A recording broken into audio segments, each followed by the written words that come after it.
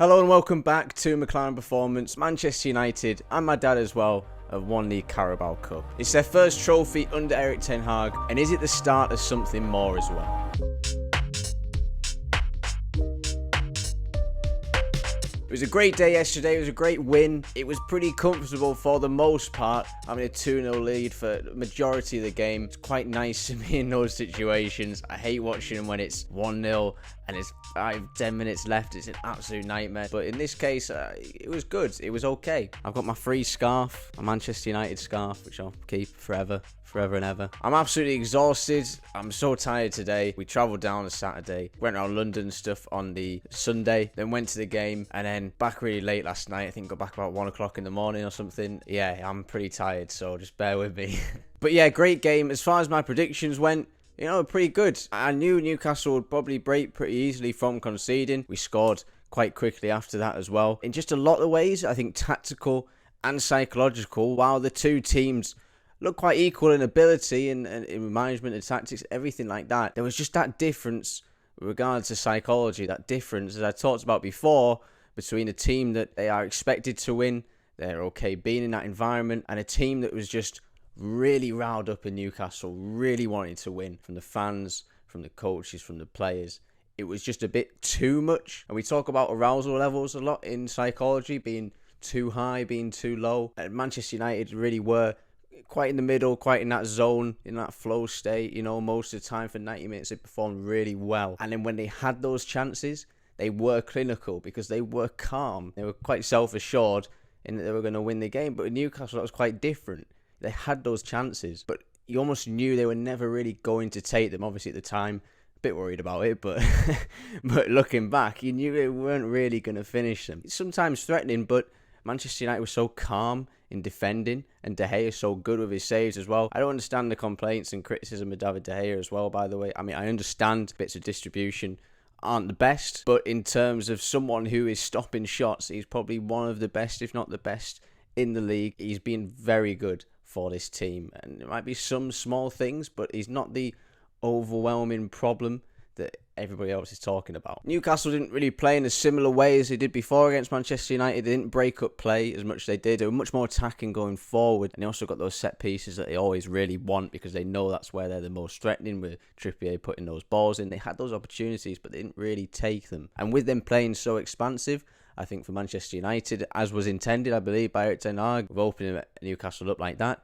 we could counter-attack. As much as we're moving away from being a counter-attacking team, it seems like Erik ten Hag wants to utilise that sometimes, and it seemed like he wanted to do that in that game as well, and it meant that we could just kind of capitalise on Newcastle United and their overall eagerness, their real desire to win, which was a bit too much in many cases. It really worked against them. A real contrast in the use of psychology as well. I'd heard before the game that Newcastle did a lot of things where parents and family would send letters to the players, and you might think that's quite a good thing to do to really get that connection with the club and make them realise how important this game is and get them up to their best. But I think that's a bit counterproductive in many ways. There's a great example of Jordan Henderson just recently talking on the High Performance podcast and talking about playing under Brendan Rodgers and his dad not being well, being ill, and his dad having a letter, as he did with all the parents, reading out a letter to the players before a game. And for Jordan Henderson, that made him too emotional, and it meant he didn't really play at his best on an individual level. And I think that's something very similar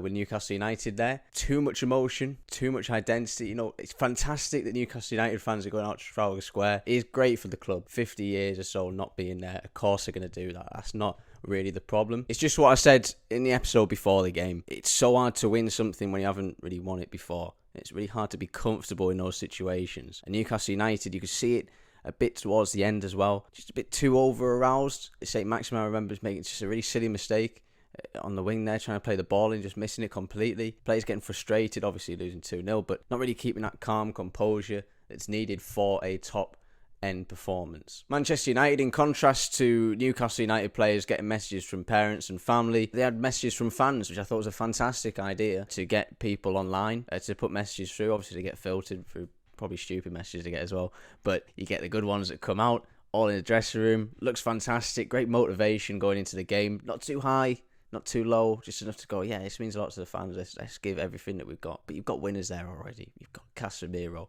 you've got Varane. They're good quality players, but they're calm in those situations, and that's exactly what you need. You need winners. And now that team as a whole are winners, and that means more comfortable, calm performances going forward. That's why people say it's the start of something here. Winning something like that, it breeds winning. And from a psychological point of view, it does, because that is now the standard. Erik ten Hag was saying it before, but that's a real reality now.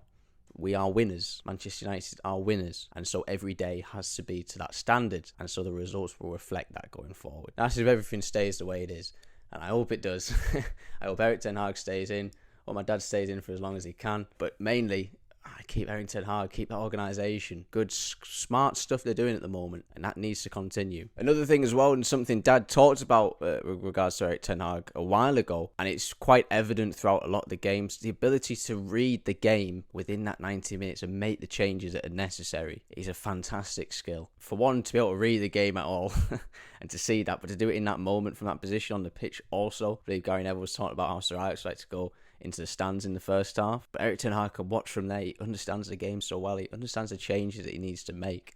And it makes it so difficult for teams. That Wan-Bissaka-Dalot swap at half-time is a fantastic example of that. It's great for Dad as well. I didn't realise, only kind of just before the game really, the last English manager to win the League Cup, Carling Cup, Carabao Cup was my dad. So it's kind of nice to stop and keep that record in place a little bit longer. But I'm sure it'll only be a matter of time before, an Eddie Howe comes along with Newcastle United and does that. It just wasn't their night. They're just not quite exactly where they want to be yet, but they're making fantastic progress to get there. Manchester United, on the other hand, are making that progress. They've got the backing, they've got the history behind them already. They've got that Manchester United aura. That club has been dying for organisation for such a long time. Not money, organisation and structure. Very similar to Newcastle United. They've got this great structure now. Dan Ashworth providing that leadership behind the scenes to keep things well constructed and develop things really well and keep relationships, communication really good. Very similar to Manchester United. That's all they needed. It's really all they needed. Yes, there's been a few signings in there, a few good characters, but that's really bolstered the characters that are already in there. And with that leadership, like we talked about before, that leadership, communication, psychological safety, really having strong values, Sir Alex being there as well, real strong connection to the history of the club, and knowing what that vision is going forward, it just looks so good for it. Nothing to do with money, nothing at all. It's just that structure. It looks so much better for it. But yeah, thank you for watching and listening. Hope you're happy as I am with the win. And hopefully it is just the start of more things coming, because as Simon Jordan would like to point out and other people, it is just a League Cup, whatever, it's a win, it's a trophy, it matters, and it matters to the development of the team as well. Leave a like, comment as well if you want, subscribe and all that stuff, leave a review. Yeah, and I'll see you again next week, sometime, whatever.